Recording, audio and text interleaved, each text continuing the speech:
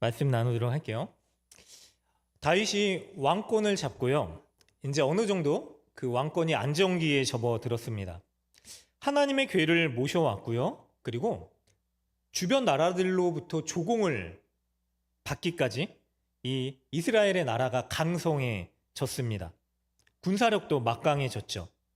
자, 모든 게 이제 완전하다 싶을 즈음에 다윗이 그런데 뜬금없는 이야기를 합니다. 오늘 본문의 내용인데요. 1절에 보니까 다윗이 사울의 집에 아직도 남은 사람이 있느냐? 내가 요나단으로 말미암아 그 사람에게 은총을 베풀리라 라고 얘기를 해요. 자, 이제 좀 괜찮다, 편안하다, 이루었다라고 할 즈음에 문득 생각난 게 다윗이 아직 사울의 집에 남은 사람이 있느냐? 보통 왕조가 바뀌거나 새로운 왕이 이제 세워지게 되면은 그 전 왕조들은 어떻게 되는가? 지금도 이제 역사 가운데 중동 지역에서는 그런 일이 비일비재하잖아요. 숙청 그리고 가문의 멸절. 누군가 대신 새로운 나의 왕권을 위협하게 될까봐 이전의 그 왕권들을 다 제거하고 지우려고 하죠. 우리나라에도 뭐 삼족을 멸하는 일들이 비일비재했었죠. 그런데 반란의 씨앗을 없애서 더 왕권을 공고히 하고자 하는 게 아니라 다윗이 혹시 사울의 자녀 중에 자손 중에 남은 자가 있느냐라고 하는 묻는 그 이유가 무엇이냐면 내가 요나단으로 말미암아 그 사람에게 은총을 베풀리라 라고 얘기를 해요. 여러분, 요나단과의 다윗의 관계가 어떤 관계였죠? 정말 친밀한 생명을 걸만한 그 아름다운 우정의 관계. 그와 예전에 이야기되었었던 그 한 약속이 생각나서요. 다윗이 이제라도 그 약속을 지키고자 다시 사울의 집안에 남아있는 자들을 찾습니다. 이게요, 성경에 그리고 신앙의 그리스도인들에게 있어서 굉장히 중요한 것입니다. 뭐냐면 약속. 우리 친구들도 아빠 따라서 약속하고 왔을 거야. 이렇게. 야, 가자. 채울 거다. 기독교는요, 언약의 종교라고 하잖아요. 자, 언약의 대상이 누구냐면 하나님이세요. 하나님과 언약을 맺을 자격이 없는 죄인인 우리가 약조를 맺었는데 하나님께서 친히 우리에게 약속을 주신 거예요. 그리고 그 약속을 누가 지키시죠? 우리 편이 아니라 하나님께서 주도하시고 만드시고 지켜가시는 약속을 바라보는 것. 그래서요, 믿음은요, 하나님의 약속을 바라보는 거예요. 나는 자격 없고, 나는 가진 것 없고, 심지어 나는 죄인이고, 하나님을 찾을 수 없는 중에 살아가는 자였지만, 하나님께서 그럼에도 불구하고 우리에게 주신 약속, 이 은혜. 그리고 이게 복음이죠. 사랑하는 여러분, 오늘 이 말씀을 통해서요, 하나님의 언약을 가진 자들이 어떻게 살아가고 변화되어지는지, 그리고 그 은혜를 어떻게 누리는지, 우리가 말씀 가운데 주시는 은혜로 체험하고 또 결단하고 은혜 받은 자로서 살아갈 수 있는 저와 우리 모두 되시기를 주님의 이름으로 간절히 축원합니다. 자, 약속을 입은 자가 먼저 약속을 기억하고 누군가에게 약속의 은혜를 베풉니다.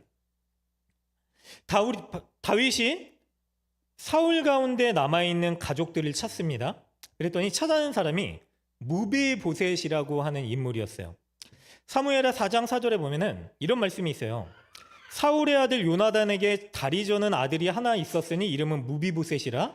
전에 사울과 요나단이 죽은 소식이 이스라엘에서 올 때 그의 나이가 5살이었는데 그 유모가 안고 도망할 때 급히 도망하다가 아이가 떨어져 절게 되었대요. 여러분, 그러니까 사울이요, 요나단과 함께 블레셋과의 전투에서 한 번의 죽임을 당해요. 전사하죠. 그리고 나서 남아있는 사울 왕가의 이 후손 혈통을 지키고자 아마 유모가 무비보셋을 5살 어린 나이에 안고 뛰었던 것 같아요. 당시 시대의 풍습대로 잡히면은 그냥 죽임을 면치 못하기 때문에 목숨을 걸고 뛰다가 정말 안타깝게도 이 아이가 떨어졌어요. 그런데 사고로 인하여서 다리를 절게 되었다라고 기록을 해요. 사무엘하 9장 3절과 4절에 보면은 시바가 다윗에게 이렇게 얘기를 합니다. 요나단의 아들 하나가 있습니다. 근데 그는 다리 저는 자입니다. 이 말은 뭐냐면은 다윗 왕이시여 한 명이 남아있긴 한데 신경 쓸 가치도 없는 자입니다.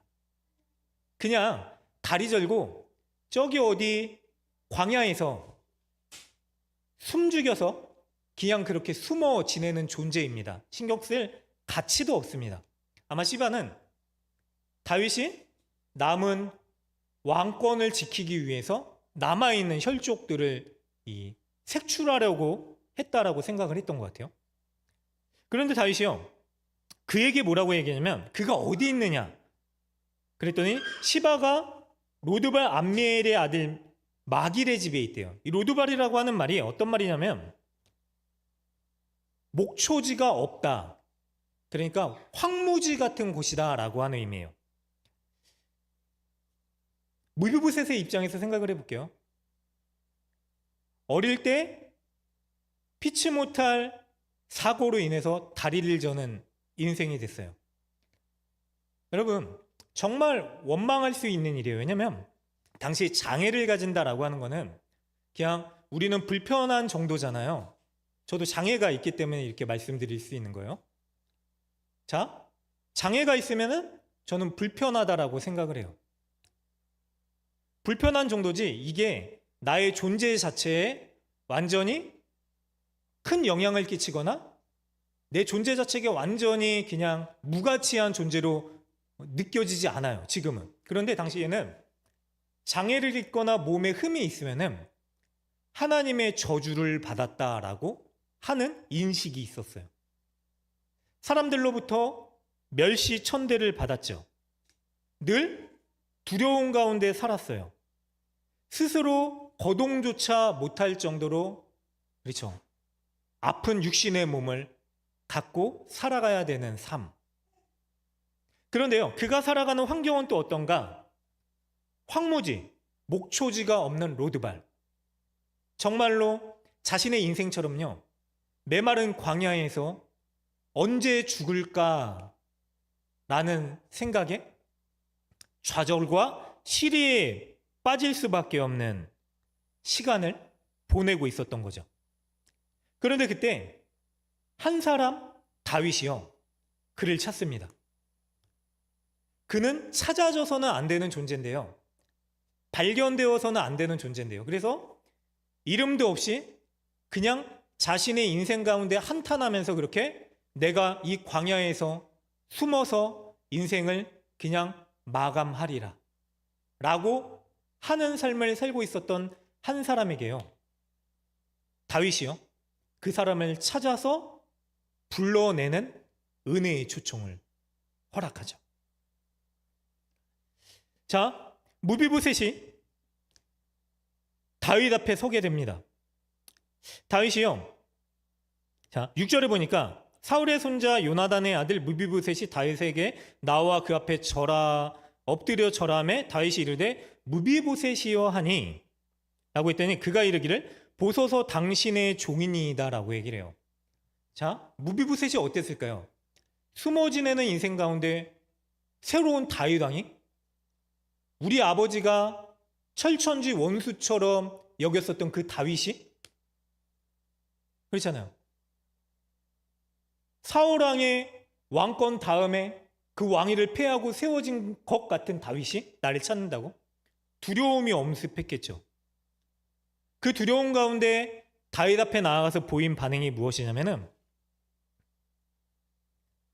보소서 당신의 종이니이다. 근데 다윗이 그에게 뭐라고 얘기를 하냐면 7절에 무서워하지 말라. 내가 반드시 내 아버지 요나단으로 말미암아 내게 은총을 베풀리라. 9장에 보면은요, 이 은총이라는 단어가 계속해서 반복돼요. 은총을 베풀겠대요. 두려워하지 말래요. 여러분, 이 은총이 뭘까요? 은총은요, 헤세드, 사랑과 자비가 결합된 말. 우리의 생각으로는 절대로 이해도 할 수 없고 깨달아 알 수 없고 우리가 할 수 없는 그 놀라운 하나님의 사랑과 은혜. 근데 이거를 다윗이 알고요, 그 은총을 베풀겠다라고 얘기를 하는 거예요. 다윗이 어떤 인생을 살았을까요? 잘 알고 있죠. 우리 계속 이제 사무엘을 다루고 있잖아요. 늘 생명의 위협 가운데 광야와 동굴에서 두려움에 떨었었던 삶. 그런데 하나님께서 그와 함께 하심을 알고 여호와는 나의 목자시니 내게 부족함이 없으리로다. 주님, 나와 함께 하시죠? 라고 하는 하나님의 은혜를 덧입은 삶을 살았죠. 그 은혜를 입은 자답게요, 어떻게 하는가? 하나님께서 주신 그 은총을 이제는 그러지 않아도 됐을 법한 자에게, 마땅히 세상의 이치라면은 그냥 생명을 지워서 후환을 없애는 게 맞는 그 존재에게 다윗이 하나님의 은총을 그에게 베풀겠다라고 얘기를 해요. 사랑하는 여러분, 오늘 우리에게 주신 하나님의 은혜가 분명히 있을 거예요. 우리 각자에게 하나님 만나게 하시고 경험하게 하신 그 은혜. 그런데 살아가다 보면은요, 나에게 주신 그 은혜를요, 누군가에게 그대로 전해야 될 때가 찾아와요. 어제 그 태권도 아이들이 저희 교회에서 이제 가끔 그 떡볶이 파티를 하는데, 우리 뒤에 계신 어머니 성도님도 오셔서 막 도와주시고 왁자지껄 하는데, 한 분이 찾아오셨어요. 전 당연히 태권도 아이의 부모님인 줄 알고 있었는데, 관장님이 목사님 누가 왔어요, 빨리 가보세요. 가봤더니 문 앞에서 울고 계시더라고요. 젊은 아기 어머니인데, 기도 좀 해주세요. 기도 좀 해주세요. 말을 못 읽고 계속 우세요. 들어오세요. 그래서 여기 애들이 너무 많아서 제 방에 들어가서 도대체 무슨 일이세요? 여쭤봤더니 남편이 사고를 당해서 중환자실에 있는데 의식이 없어요.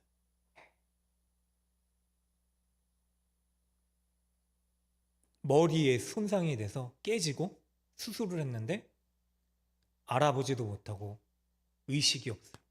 도와주세요. 기도 좀 해주세요. 같이 기도하고 또 혼자서 한참 기도하고 그리고 가시고 또 밤에 또 오셨더라고요. 제가 어제 밤에도 이제 기도하면서 가만히 생각해 봤어요. 하나님이 왜 또 아픈 사람, 기도가 필요한 사람을 붙여주실까? 이경숙 성도님이 지난주에 그 말에서 목사님 아팠으니까 그 경험대로 은혜를 주시는가? 근데요, 제가 죽었다 살아났잖아요. 근데 그때 누군가의 간절한 기도로 인하여서 제가 깨어나고 절름발이 될 거라고, 잘해야지. 평생 휠체어 타거나 골반이 다 으스러져서 부스러져서 들어가고 무릎은 다 떨어져 나가고 인대는 다 찢어지고 전신마취 수술을 7번 하면서 1년 반 동안 계속 수술하고 폐에 피가 차고 수술하고, 근데 그때마다 저를 알고 있는, 저희 어머니를 알고 있는 누군가의 그 간절한 부르짖음의 간구가 저는 자격 없는 자였고 당장 그때 죽었어도 전혀 이상할 게 없는 그런 존재였는데 누군가의 애타는 하나님 앞에 울며 불며 매달리는 그 간구가 저에게 살 수 있는 은총을 주었고 그거를 경험한 자가 이제는 하나님 앞에 서서 기도가 필요한 그 누군가를 위해서 울어라, 부르짖어라, 간구해라. 그가 부르짖을 수 없을 때 너를 위하여 부르짖은 그 간구를 네가 울어라, 부르짖어라, 간구해라. 어차피 기도하고 있으니까 한 명 더 붙여줄게. 또 기도해. 네가 그 은혜를 입었으니까 울어라, 부르짖어라, 간구해라. 여러분, 하나님의 그 은총을 입었기 때문에요. 하나님의 그 놀라운 은혜를 알기 때문에요. 분명히 여러분의 삶의 시간 가운데 누군가에게 그 은혜를 전해야 될 때가 찾아옵니다. 부탁드리고 싶은 거는 그 은혜의 초청을요, 여러분, 거부하지 마시고 하나님 앞에 엎드려 눈물로 울고 부르짖고 간구하여 나를 통하여 그 은총이 누군가에게 체험되어지고 경험되어지게 하는 그 놀라운 역사가 있으시기를 간절히 바랍니다. 이게 다윗의 기쁨이고 가장 큰 은혜예요. 단순히 왕이 아니라 하나님 앞에 신실하게 살아간 자. 우리 모두가 그렇게 하나님 앞에 하나님의 은총으로 세워질 수 있으시기를 간절히 바랍니다. 다윗이요, 그렇게 무비보셋을 불러요. 무비보셋은 죽임당할까봐 두려운 가운데 있는데 다윗은요, 그의 이름을 부르면서 그의 모든 권위와 자리를 회복시켜줘요. 여러분, 때로는 우리에게 찾아오는 이 두려움의 시간들이요, 오히려 하나님의 은혜를 경험하게 되는 시간이 될 줄로 믿습니다. 그래서 하나님을 찾고 만나는 게 가장 귀한 믿음의 고백이에요. 자, 다윗이 이름을 부르는데 무비보셋이라고 하는 이름의 뜻이 이런 거예요. 수치를 지우어라. 수치를 지우는 자. 돌아가는 정황을 보니까 아마 부모가 너 수치 있는 자가 되면 안 된다. 근데 그의 인생은요, 이미 수치와 모욕과 조롱거리 된 자가 되었잖아요. 누구도 가까이 하지 않고 멸시했었던 존재. 발견되는 즉시 죽을 수밖에 없는 비참한 운명. 죽음 앞에 늘 한탄하면서 그 죽음과 동행하는 삶. 그래서 살아있지만 죽은 자처럼 살아가는 인생. 그런데요, 다윗이 그를 부르고 어떤 일을 하냐면요, 사울이 가지고 있었던 모든 땅과 재산과 유업들을 다 그에게 줘요. 또 어떤 일을 하는가? 10절에 보면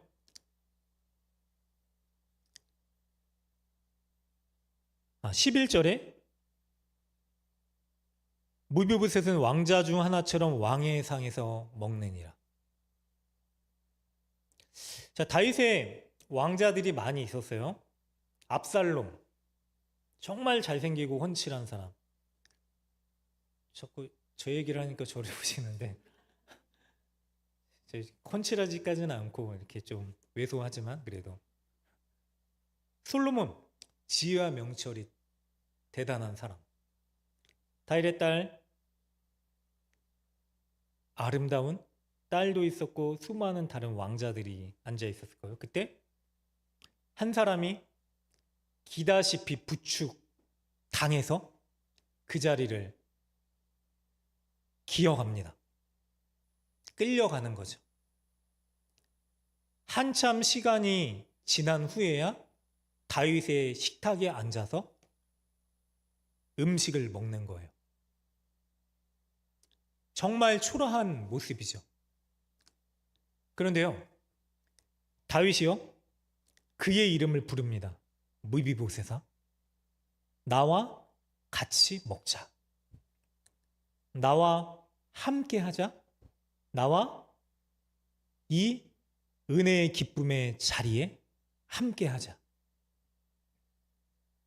여러분, 정말로 보잘것없고 볼품없는 내가 하나님의 손 내밀어 주신 가운데 그 손을 부여잡고 하나님의 은혜의 초청 가운데 때로는 절름발이처럼 쩔뚝쩔뚝 걸어가지만 그럼에도 불구하고 우리를 보듬어 안아주시는 그 주님의 은혜의 자리로 초청되어지는 거예요. 이전까지는 수치 입은 자였는데 왕의 자리에 초청된 왕의 자녀가 되어서요, 이제 너도 내 사랑하는 자녀다 라고 하는 그 기쁨. 모든 수치를 지워주고 자녀로서의 기쁨과 권한을 누릴 수 있는 그 은혜. 그래서 예수님이 우리를 부르시고 은혜 입은 자로서 살아갈 수 있게 하셨죠. 그래서요, 이 은혜가요, 무비보셋의 삶뿐만이 아니라 그의 영혼과 모든 것들을 변화시켜요. 나중에 뒷부분에 보면은요, 압살롬이 다윗에게 구테타를 일으켜요. 아들이잖아요. 뭐 여러 가지 이유가 있지만 압살롬이 다윗을 죽이려고 하자 다윗이 도피를 해요. 도망가요. 그런데 그때 무비보셋을 섬기라고 붙여줬었던 시바가 여러 가지 뭐 건포도와 떡과 먹을 것들을 가지고 다윗을 쫓아옵니다. 다윗이 묻죠. 너의 주인 무비보셋은 어디 있느냐? 이때 이 시바가, 발음을 잘해야 되는데 이거 들으시는 분들은 좀 이 시바가 아니 이 사람이 뭐라고 얘기를 하냐면, 무비보셋은 예루살렘에 머물면서 다시 왕이 될 것을 기대하고 있습니다. 찾지 마세요. 그 이름 그대로 아주 간교하게 얘기를 하죠. 나중에 다시 왕권을 다시 회복하고 예루살렘의 성에 들어갔을 때 무비보셋을 찾습니다. 내가 도망갔을 때 너는 어디 있었느냐? 라고 했더니 무비보셋이 이렇게 얘기를 해요. 우리 성경을 제가 뒷부분에 해놨는데 24절에 보니까 19장, 왕이 떠난 날부터 평안히 돌아오는 날까지 내가 씻지도 제대로 못하고 정말로 고통 가운데 지냈습니다.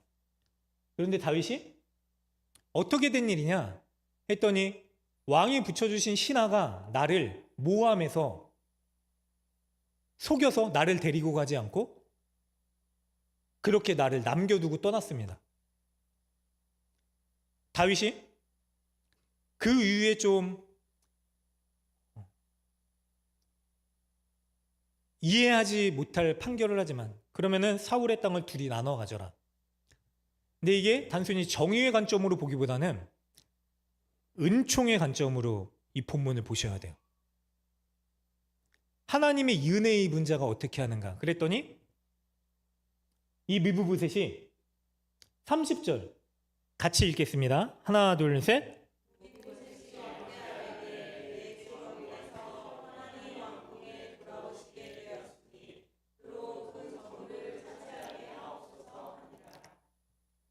여러분, 왕이시여, 이제 나에게 있어서 땅은 중요하지 않습니다.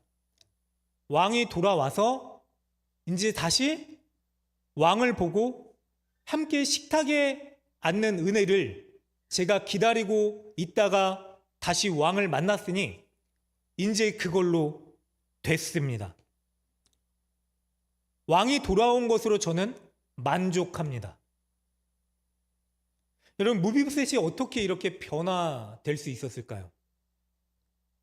원래 고통이 극심하면은요, 사람은 보상심리, 기대심리라는 게 있어서 내가 고통받은 만큼 더 보상을 원하게 되어 있어요. 인생 자체가 몸이 불편해졌고 억울한 사고로 인해서 장애를 입었고 도피자가 되었고 숨어 지냈어야 되는 인생이요. 그 인생이 역전돼서 바뀌게 되면 어떻게 되는가? 자신이 누리게 될 것들을 더 누리려고 하는 삶을 대부분 사람들이 살아가요. 근데 무비보셋은 어떻게 하는가? 왕이 나에게 회복시켜 주신 이게 나의 만족이 아니라 왕이 나의 만족이 되었습니다. 아멘. 제가 신학을 할 때도 그렇고 목회를 하면서 제일 힘든 고민과 저를 움직이게 하는 문장이 뭐냐면 주님 한 분만으로 만족합니다. 어떤 때는 그 주님의 은혜가 너무 커서요, 주님 감사합니다, 정말 주님 한 분만으로 만족합니다, 이럴 때가 있지만 어떤 때는요, 아무리 이해를 하려고 해도요, 이해가 안 되는 거예요. 주님, 그래도 이 정도는 이렇게는 해 주셔야죠. 근데 저에게 주님께서 끊임없이 요구하시는 건 뭐냐면 주님 한 분만으로 만족합니다. 왜냐하면 그 주님이요, 우리를 만족하셔서요, 자신의 모든 것을 다 내어주기까지 아끼지 아니하시고 주신 그 기쁨과 만족을 우리에게도 누리게 하시기 위해서. 그래서요, 은총이요, 은혜가요, 주님이 우리를 보시고 만족하신 그 사랑이요, 우리로 하여금 변화되게 합니다. 다른 게 아니라요, 내가 이거 성취하면은 그래도 그때는 좀 다른 삶을 살아야지, 내가 이거 붙들면은 그때는 좀 더 열심히 해야지, 그때는 더 사랑해야지, 그때는 베풀어야지가 아니라요, 주님 주의 은혜로 내가 만족되기 때문에 그래서 주님의 은총으로 만족하며 기쁨으로 살아가겠습니다. 사랑하는 여러분, 이 주님으로 만족할 수 있는 기쁨이요, 우리의 삶을 이끌어가는 동력이고 힘이요 능력 되시기를 주님의 이름으로 간절히 축원합니다. 얼마 전에 제가 다 이루어질지니 하도 유튜브에 뜨길래 한번 봐봤어요. 뭐냐면 지니, 램프의 지니가 나타나서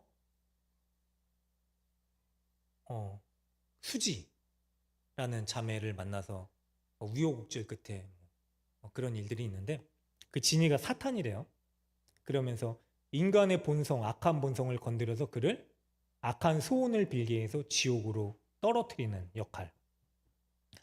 그런데요, 여주인공은 어떤 자였냐면 사이코패스예요. 감정도 없고 그냥 막 자기 감정대로 사람을 죽여도 이상하지 않는데 그 여주인공을 만나면서 여주인공도 변화되고 사탄도 변화돼요. 좀 어쨌든 성경적이진 않지만 여주인공이 어떻게 변화가 시작되는가? 고아처럼 내버려 두었지만 포기할 수 없어서 그 사이코패스 같은 손녀를 붙들고 살아가는 할머니. 마을 사람들이 다 그 아이를 인정해주고 돌보아주고 책임져주고 하는 그 사랑을 통해서 이 아이가 성장을 해요. 그러면서 변화되게 되는 거예요. 사이코패스로 본성대로 살아가는 게 아니라 내가 최소한 이 사람들을 위해서는 지켜야 될 선을 지키면서 살아가야 되겠다. 나중에는 자신을 위한 소원을 비는 게 아니라 누군가를 위한 소원을 빌면서 사탄이었던 램프의 진이가 하나님 내가 졌습니다. 창조주 하나님의 가장 아름다운 피조물이 이렇게 대단하군요 하고 무릎을 꿇어요. 사랑하는 여러분, 예수님의 은혜를 입었기 때문에요. 하나님이 지극히 사랑하시는 그 사랑 때문에요. 우리 또한 하나님의 은혜로 살아갈 수 있음을 믿습니다. 지금도 우리의 이름을 불러가시면서요. 우리의 눈물과 고통을 보시고요. 우리를 위해서 친히 찾아와 주셔서 우리에게 세상이 줄 수 없는 참된 만족을 주시는 유일한 분. 그 예수님 이름 부르면서요. 그분의 은총으로, 그분의 사랑과 은혜로 여러분 분들에게 맡겨주신 은혜의 자리를 믿음으로 감당하며 살아갈 수 있는 저와 우리 모두 되시기를 주님의 이름으로 간절히 축원합니다. 그래서 여러분도 누군가의 이름을 부르셔야 돼요. 언제 부르죠? 기도를 통해서, 간구를 통해서, 눈물로 그 이름을 써내려 가시기를 부탁드립니다.